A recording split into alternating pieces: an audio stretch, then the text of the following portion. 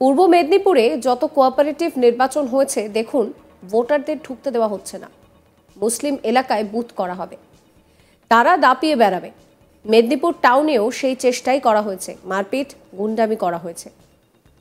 আর একজন এমএলএ তিনি গিয়েও গুন্ডামি করলেন, তাকে তো লাঠিপেটা করা উচিত, মারেননি কেন?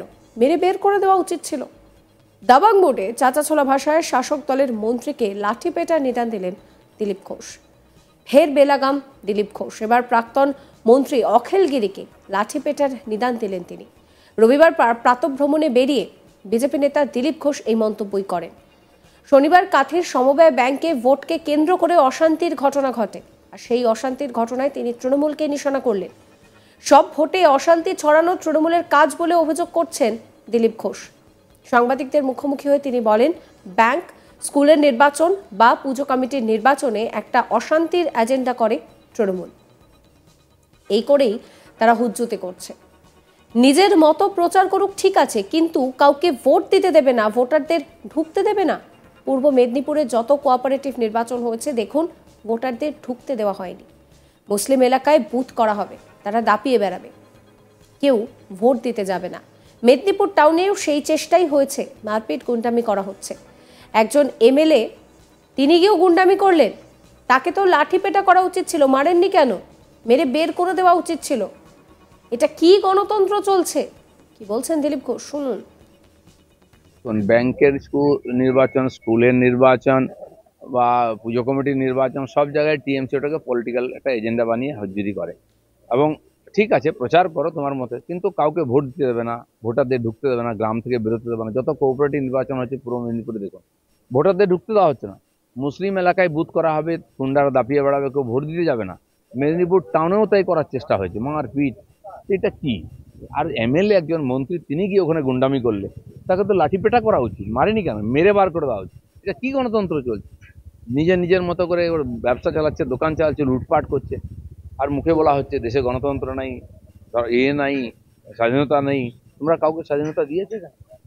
তবে রামনবমী ঘিরে প্রত্যেক বছরই দেখা যায় উত্তেজনার পরিবেশ তৈরি হয়। রামনবমীতে উত্তেজনার পরিবেশ যাতে না তৈরি হয় তার জন্য কিভাবে চলা উচিত? তৈরি হয়ে গেছে অলরেডি, আর হিন্দুরা তৈরি করছে না। মালদাতে হয়েছে 3 দিন আগে, কালকে ঝগনা মুর্শিদাবাদে হয়েছে, মেদিনীপুর টাউনে শুরু হয়ে গেছে। ইচ্ছাকৃতভাবে হিন্দুদের উৎসব যাতে না হয়, হিন্দুরা রাস্তায় না বেরোয়, শোভাযাত্রা না করে, পুজো না করে, ভয়ের পরিবেশ তৈরি করা হয়। শোভাযাত্রায় তো আক্রমণ হয়, এখন আগের থেকে শুরু হয়েছে, এবং টিএমসি এগুলো করাচ্ছে যাতে হিন্দুরা একত্রিত না হয়, হিন্দুরা একসঙ্গে ভোট দিতে না পারে, ভোট দিতে না বেরোয়, তাহলে ওদের সরকার থাকবে। তো সেজন্য এই যে জেলায় জেলায় এই ধরনের গন্ডগোল, ধার্মিক উত্তেজনা শুরু হয়ে গেছে, এটা বাড়বে।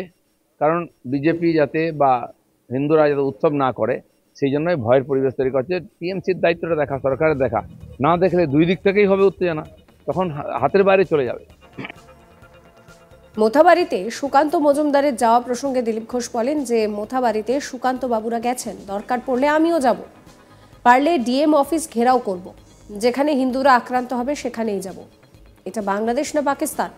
আমরা বারবার বলছি, এটাকে বাংলাদেশ বানানোর পরিকল্পনা চলছে। হিন্দুদের ওপরে অত্যাচার হলে বিজেপি পাশে দাঁড়াবে। কি বলছেন দিলীপ ঘোষ, শুনুন। সুকান্তবাবু গেছেন, আমিও যাব ওখানে, দরকার হলে ডিএম অফিস ঘেরাও করব, সব করবো আমরা।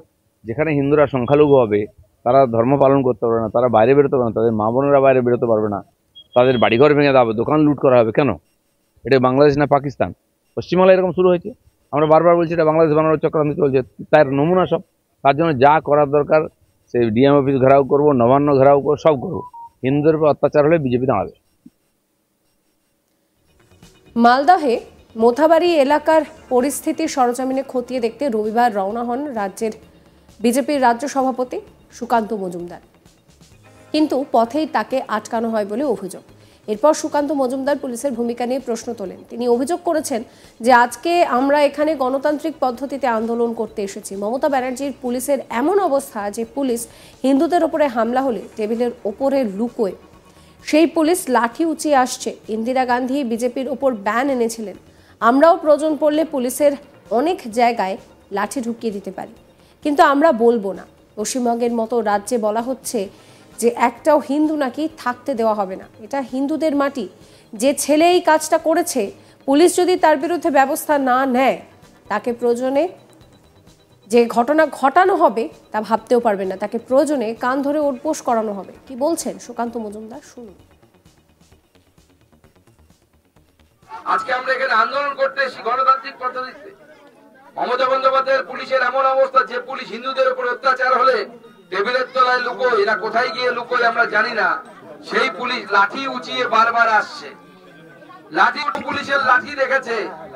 আমরা ইন্দিরা গান্ধীর মতো শক্তি দেখেছি, যারা বিজেপির উপর বিজেপি সংগঠনের উপর ব্যান এনেছিল। আমরা ওই মুসলিম ছেলেটার মতো হয়তো বলতে পারবো না আমাদের শিক্ষা রুচিতে বাধে, কিন্তু আমরাও প্রয়োজন পড়লে ওরকম লাঠি পুলিশের অনেক অনেক জায়গায় ঢুকিয়ে দিতে পারি, কিন্তু আমরা বলবো না। আজকে কি পরিস্থিতি তৈরি হয়েছে, যে একটা পশ্চিমবঙ্গের মতো রাজ্য, সেই রাজ্যে হিন্দুদের উপস্থিতিতে সেখানে বলা হচ্ছে যে মোথাবাড়িতে একটা হিন্দু নাকি থাকতে দেবে না। তোর বাপের সাম্রাজ্য নাকি রে ভাই, তোর বাপের জমি জানি তুই থাকতে দিবি না। মমতা ব্যানার্জি পশ্চিমবঙ্গের মুখ্যমন্ত্রী হলেও এখনো পর্যন্ত পশ্চিমবঙ্গটা বাংলাদেশ হয়ে যায়নি। ভারতবর্ষের এখনো অপর নাম হিন্দুস্থান। এটা হিন্দুর হাজার হাজার বছরের মাটি।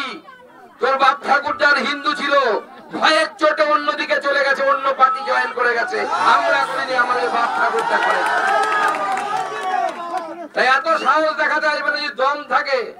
আর যে ছেলে এই কাজটা করেছে, আমি পুলিশকে পরিষ্কার বলে দিতে চাই, পুলিশ যদি তার বিরুদ্ধে ব্যবস্থা না নেয়, ভারতীয় জনতা পার্টি জানে তার বিরুদ্ধে কি ব্যবস্থা নিতে হবে। তাকে প্রয়োজনে রথবাড়ি মোড়ে নিয়ে এসে ধরে উঠবোস করানোর ব্যবস্থা। পুলিশকে সরিয়ে দিন, দেখো কত বড় বাপের বেটা হয়েছে, কত বড় দম আছে হিন্দুদের সাথে। আমি অন্যদের ছেড়ে দিন। এই মোড়ের মাথায় যে গ্রামে আমি প্রথম দাঁড়িয়েছিলাম, পুলিশ সরে গেলে ওই কটা ঘষি যথেষ্ট, সব মোথাবাড়ি সব বেটাকে দেখে। যে বুকের মধ্যে হরে কৃষ্ণ লেখা, হরে রাম লেখা, কাঠের মালা আছে, তুলসীর মালা আছে, সেই জায়গায় আপনি লাথি মারছেন। প্রত্যেকটা হিসেব করাই গন্ডাই বুঝে নেব। আমাদের যে ব্যয় করার করবো, ভগবানও ছাড়বে না। যে বুকে লাথি মেরেছে তার পাটা বেশি দিন আস্ত থাকবে না। ঈশ্বরের উপর বিশ্বাস রাখুন, আমরা বলে যাচ্ছি। আর এই পুলিশের বিরুদ্ধে আমাদের মহিলা মোর্চার নেত্রী যারা আছে, আমি তাদেরকে পরিষ্কার বলে দিয়ে যাচ্ছি, আপনারা ওই দিদিকে দিয়ে আজকেই একটা মহিলা কমিশনে কমপ্লেন লেটার লেখান। আমরা এই প্রথম পুলিশ দেখলাম, এই পুলিশ এত ভীতু পুলিশ, এত ভীরু পুলিশ। প্রত্যেকের পুলিশের এখানে নাম লেখা করে একটা ব্যাজ থাকে, আজকে দেখুন সবাই ছেড়ে এসেছে।